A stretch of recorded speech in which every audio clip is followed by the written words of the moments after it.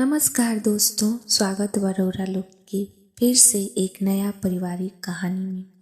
अगर कहानी अच्छा लगे तो लाइक और सब्सक्राइब करी और कमेंट के माध्यम से बताई कि ई कहानी रउरा लोग के कैसन लागल। रमेश एक व्यापारी रहे।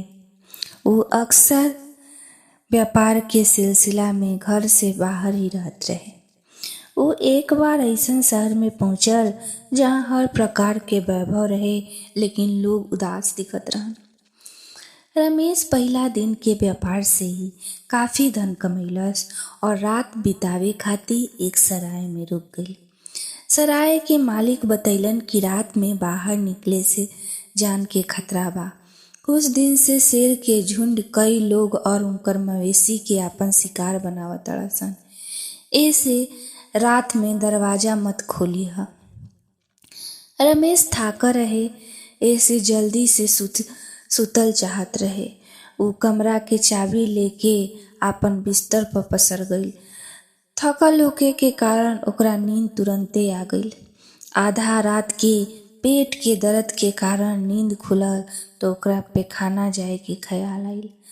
दरवाजा खोले खातिर हाथ बढ़ैलस तो ओकरा याद आइल कि आजकल बाहर शेर घूमता सन। कहीं शेर ओकर घोड़ा के न खा जाए, ई सोचते हुए घबराहट और चिंता से ओकर पेट के गुड़गुड़ाहट कुछ ज्यादा ही बढ़ गई।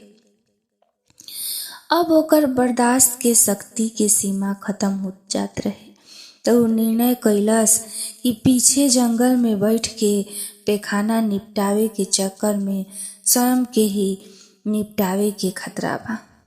बेहतर होई कि एगो घैला में पैखाना कर ली, ओकरा के दौड़ लगा के बाहर फेंक आई। ये विचार करके पानी के घैला के खाली कैलस और ओही में पैखाना करके बाहर फेंके खातिर निकलल। वो दरवाजा से झंकलस तो देखलस कि घोड़ा ठीक ठाक बा तो ओकरा तसल्ली मिलल और ऊ घोड़ा के खूंटी से खोल देवे के विचार कैलस ताकि ऊ शेर से आपन रक्षा करके भाग सके। ऊ घोड़ा के खूंटी से खोल देलस और भाग के सराय के पीछे मटका लेके भागल। मटका के फेंके के बाद ओकरा बड़ा संतोष भइल। एकाएक घोड़ा के हिनखिनाए पर ओकरा शेर के ध्यान आइल तो वो जल्दी में वापस भागे लागल तो ओकर धोती खूंटा में फंस गईल और ऊ धड़ाम से गिर पड़ल और ओकर धोती भी खुल गईल। वो दौड़ के सराय के अंदर घुसल और दरवाजा के कंडी लगा देलस। उस शेर के गुराहट ओकरा सुनाई देलस। ऐसे रमेश के हालत और भी खराब होकर जात रहे।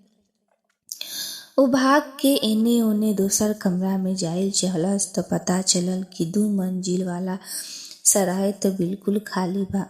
सराय के मालिक भी अपना घरे चल गईलन। अब तो सिर्फ ललटेन के ही सहारा रहे। ओकर अन्य साथीगण दूसरा सराय में ठहरा रहन। ऐसे उनके पास अपन डर के भगावे खातिर कोई अन्य साधन भी ना रहे। वो अपन तलवार निकलस पर शेर के दहाड़ सुन ओजे बेहोश होके गिर पड़ल।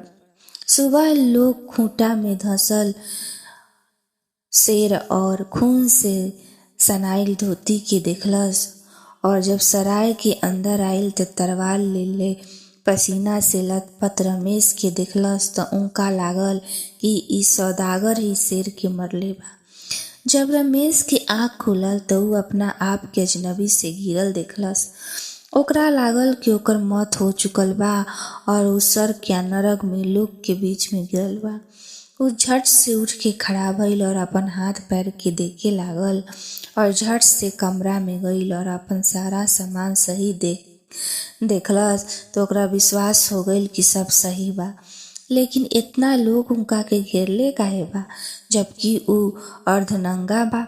जिह लोग के तलवार पर खून ना देखलन रमेश के बारे में शक करत रहन, ऊ लोग भी रमेश के अपन हाथ पैर निहारते देख समझ गईलन कि रमेश ही शेर के शिकार कइले बा। अब लोग सौदागर के जय जयकार करे लागल और रमेश के पूरा नगर में हाथी पे बैठा के घुमावल गई। नगर के राजा रमेश के अपन अतिथि के रूप में कई दिन अपना महल में रखलन और विदाई में एक शेर के खाल उनका के उपहार में देलन। रमेश के घोड़ा के भी लोग खोज के वापस कर दिलस। रमेश के ढेर सारा उपहार मिलल। अब वो सारा सामान के साथ अपन नगर लौटे लागल तो ओकरा याद आइल कि नगर के जे बुढ़िया ओकरा के भूख लागे पर भोजन करैले रहे और ओकर बदला में कुछ ना लेले रहे।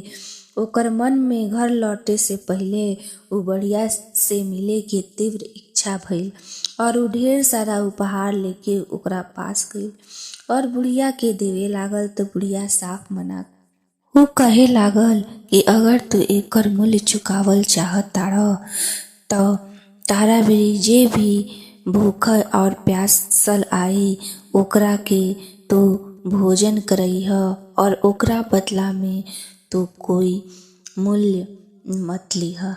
रमेश बूढ़ी के बात की गांठ मान लेलस और ऊ जगह जगह प्याऊ और अस्पताल खुलवैलस।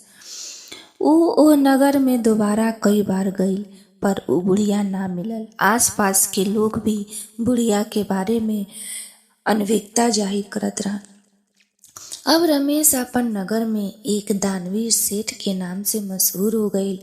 लोग ओकरा के दान करे के वजह पूछस तो ऊ कहे लागल कि पिछला जन्म के उधार चुकावत तानी, काहे कि हमरा पूरा विश्वास बा कि ओह दिन ओकरा 2 बार लागल कि मौत जैसे ओकरा के छू कर निकल गई। एक बार प्यास के कारण और दूसरा बार शेर से मरे से। ऊ बुढ़िया के भोजन के कर्ज लोग के मदद करके अपन पूरी जिंदगी भर चुकावल चाहलस। ओकरा लागत रहे कि बुढ़िया कोई बुढ़िया ना एक देवी रही जो ओकर भागती हुई बेचैन जिंदगी में संतोष और आनंद रूपी धन देवे खातिर आई रही। दोस्तों, ये कहानी एजे समाप्त होता।